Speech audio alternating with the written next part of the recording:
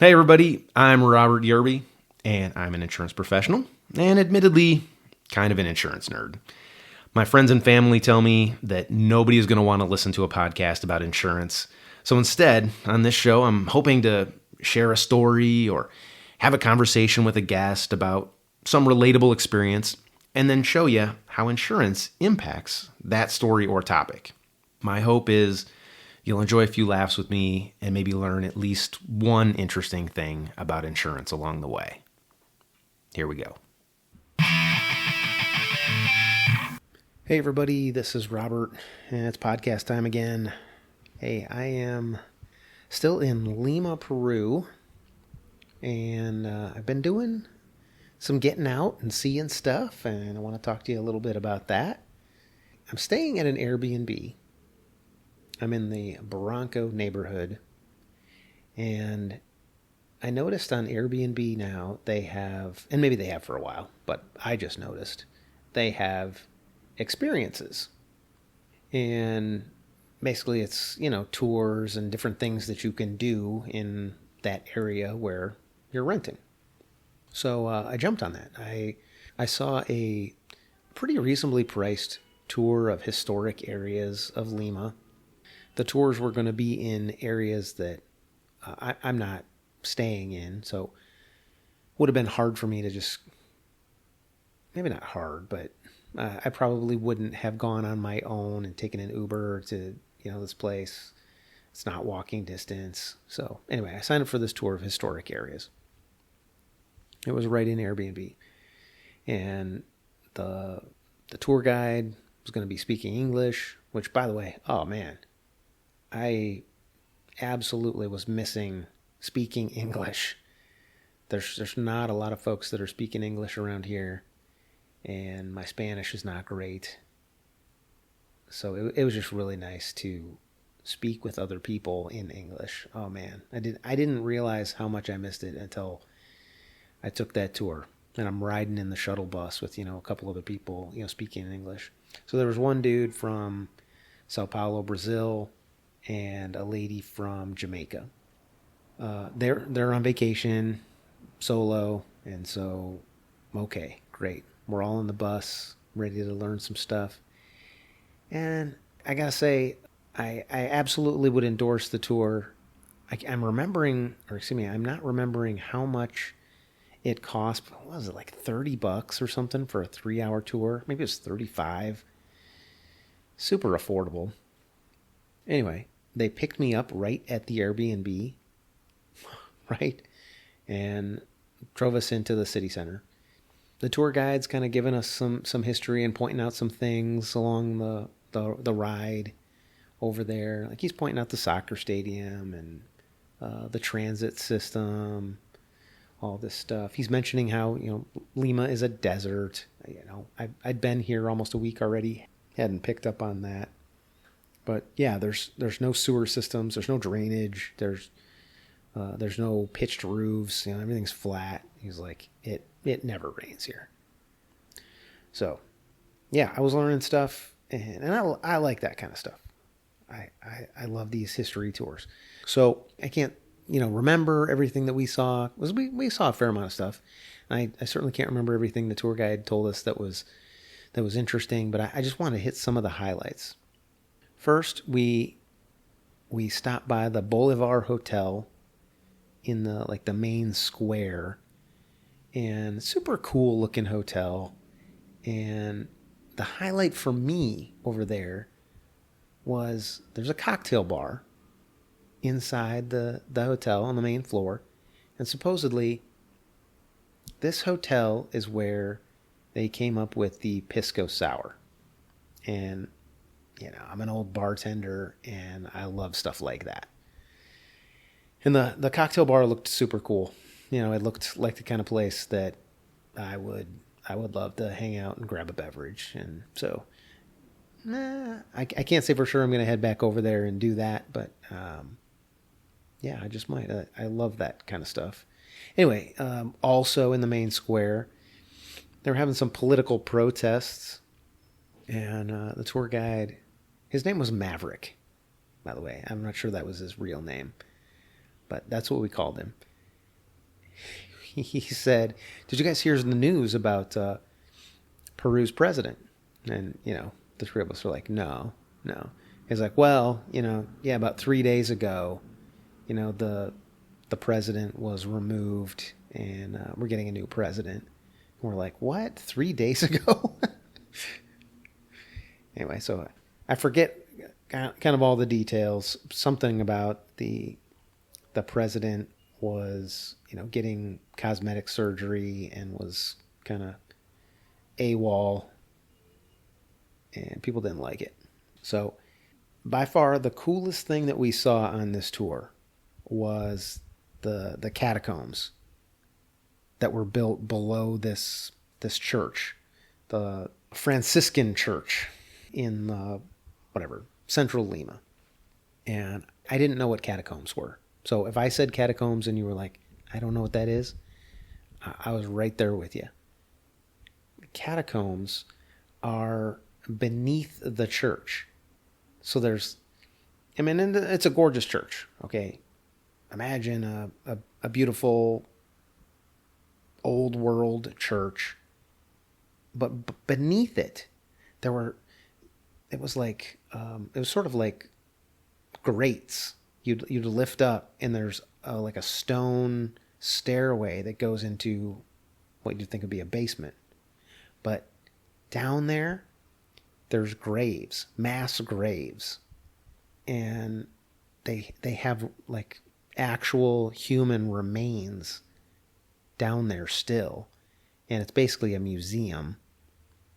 But I don't know what I think of the whole human remains thing. I thought it was super creepy being down there. My group, so it was the four of us, three guests and the tour guide. We were kind of down there by ourselves. It was quiet, and they run electricity down there, so there's light, but it's still kind of dark, and the ceiling's real low. It was pretty creepy. And just, you see all these skulls, and most of the bones are intact, but some of them are cracked or busted, and yeah, pretty creepy. And you hear these stories, okay, people wanted to be buried there. At first I thought it was like some, crime against humanity, but, I guess people wanted to be buried there under the church because they felt like it was, like direct access to heaven. So people paid to be buried there. I also heard that if you didn't have the money, people would give things like paintings in order to be buried there. Yeah, it just, the catacombs just went on and on forever. I felt like we were walking around down there in this maze for long time, and it was just cavern after cavern. Maybe that's not the right word. Caverns are caves. These were, all bricked in. Yeah, but it went on and on forever. There was like tunnels. Yeah, maybe tunnels is the right word. It just kind of wound around through the basement of a very big church. And yeah, super creepy. But I guess the people of that era, they did want to be there, right? That was their choice. They aspired to be there. So all this made me wonder, what did people do if they didn't have money, or they weren't a painter and, be able to paint something for the church to be able to be buried down there? What did people do instead? And, the guide couldn't say what exactly, all the alternatives were. He did have a story about how there was a cemetery that had gotten started, and people didn't want to be buried there because it wasn't sacred ground. And at one point, a priest was buried in the cemetery, so like people would be more accepting of it. And yeah, it just made me wonder, about the alternatives. And in particular, not everybody has money. Like I said, not everybody has money. Not everybody can paint something. What did they do? I don't know. Undoubtedly, they didn't have insurance then. I'm an insurance guy. That's where my mind goes. Nowadays, burial policies are a fairly common thing. Older folks that maybe don't have cash available to pay for their funerals, they buy these burial policies for $50 a month or something. It guarantees that their loved ones will have a little bit of money to pay for a funeral, which, by the way, even a modest funeral is thousands of dollars. So yeah, burial insurance, that's the thing. Life insurance, it's basically a life insurance policy. I should have said that right off. It's basically a life insurance policy. It pays a death benefit when you pass away. Some of them are tied into, specific services with specific cemeteries and funeral services, but they don't have to be. Yeah, they don't have to be. And it strikes me that, I know a few people that have those sorts of policies, and I don't sell those. That's not my business, but people have asked me, hey, what do you think of this? What should I look for? Things like that. You know what? It being Halloween time, I thought, well, maybe I just saw this creepy tour. People thinking about cemeteries and stuff. Maybe that's something I'll mention real quick. A burial policy is usually something that's pretty easy to purchase. There's a lot of guaranteed issue and simplified issue products out there, which means like you don't have to be in great health in order to qualify and buy them. And that's appealing to the older set, right? Yeah, for sure. But they're small dollar policies, $5,000, $10,000, maybe up to $25,000. And you pay their premium, you pay them the premiums month to month, and so long as you keep paying your premiums, they don't cancel you. There can be different features on them. Some of them, the death benefit doesn't really kick in fully until a year or two after you've purchased the policy. That's just to kind of weed out the people that are knowing that they're sick and expecting to pass away quickly. In those cases, maybe it pays off, 100% if it's an accidental death, but, not for death of natural causes. And yeah, these policies are pretty darn popular. I've seen them advertised on TV, on cable during the day, and I imagine advertising on those shows that old folks are home watching during the day. Yeah, people buy those policies, and there's nothing wrong with them. It serves a need. Yeah, provides a little bit of money when you pass away to pay for that funeral, so your loved ones don't have to do it or scramble to figure out how they're going to do it. Anyway, that is, I'm going to do a quick episode of this podcast. I'm going to cut it off right about there just because, hey, I'm in Lima, Peru. I got stuff to do. I got stuff to see. I got more pisco sours to sample. So we will call it good right there.